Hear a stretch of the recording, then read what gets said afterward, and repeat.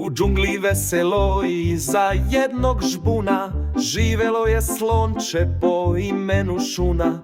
Malo i sivo, uvek nasmejano, al kad vidi vodu viče ne, ne, rano. Šuško, šuško, slonić mali od kupanja se uvek krio. Voda je hladna, ja ću da se smanjim, radije ću da se u blatu klanjam. Mama mu kaže, Šuško, hajde sada, blato je prljavo, voda nije strava. Pogledaj patkicu kako se prska, čista i vesela kao cvetić mali. Ali Šuško trči, u baru se skriva, misli da je blato kupka najživlja. Dok jednog dana začuo je smeh, ceo zoo vrt smejao se, he, he, he. Šuško, Šuško, slonić mali od kupanja se uvek krio.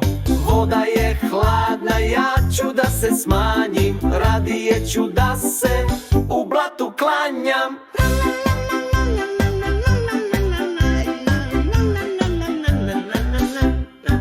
Tada je došla njegova drugarica Mima sa šlaufom u obliku veselog kita. Šuško, probaj, voda je topla i svaka flekica nestala mala.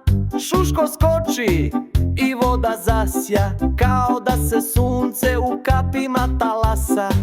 Sad svakog dana kupa se s pesmom, najčistije slonče pod zvezdanim smeškom. Šuško, Šuško, sad se kupa rado, uvodi mu srce, peva s mladom nadom. Sad zna da voda nije bauk, već veseli penušavi nauk.